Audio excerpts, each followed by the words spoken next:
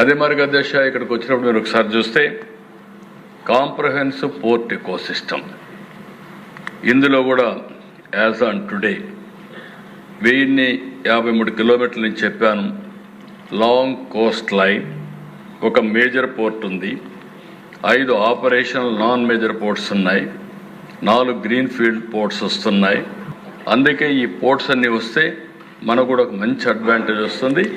ఇప్పుడు కొత్తగా కట్టే 4 న్యూ పోర్ట్స్ వల్ల ఒక 100 మిలియన్ యూనిట్స్ని మనం అడిషనల్గా యాడ్ చేసే పరిస్థితి వస్తుంది అధ్యక్ష. ఈ పక్కన మీరు చూస్తే స్టార్టింగ్ విత్ మూలపేట ఇప్పుడు స్టార్ట్ అవుతా ఉంది, కంప్లీట్ అవుతుంది.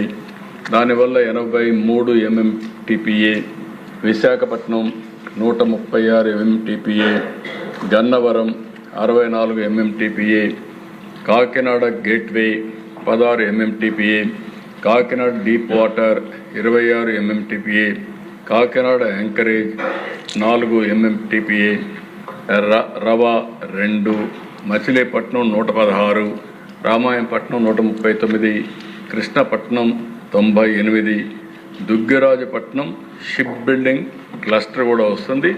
దానివల్ల చాలా అడ్వాంటేజ్ వచ్చే పరిస్థితి వస్తుంది. చాలా క్లియర్గా రామాయంపట్నం ఏప్రిల్ 26కి, మచిలీపట్నం డిసెంబర్ 26కి, మూలపేట మే 26కి, కాకినాడ గేట్వే డిసెంబర్ 26కి పూర్తి చేయాలని టార్గెట్స్ కూడా పెట్టుకొని ముందుకు పోతున్నాం ఆ దేశ.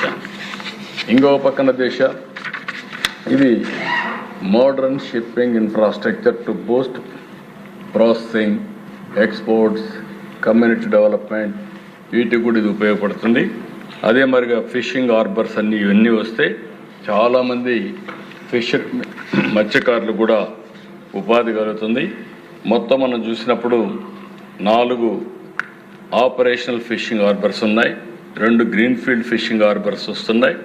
ఇంకొక పక్క 5 ప్లాండ్ ఫిషింగ్ హార్బర్స్ కూడా కంప్లీట్ చేయాల్సిన అవసరం ఉంది. థాంక్స్, నమస్తే.